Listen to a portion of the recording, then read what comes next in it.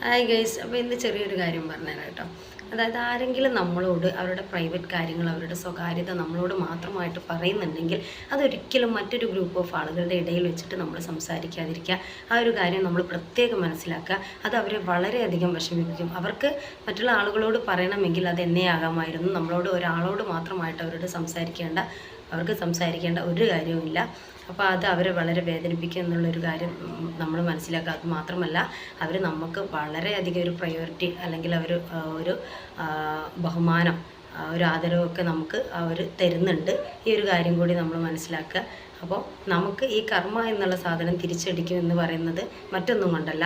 ഇങ്ങനെയുള്ള കാര്യങ്ങൾ നമ്മൾ സമൂഹങ്ങളിൽ പ്രചരിപ്പിക്കുമ്പോഴാണ് നമുക്ക് മറ്റുള്ള ആളുകളിൽ നിന്ന് തിരിച്ചടി ലഭിക്കുന്നത്.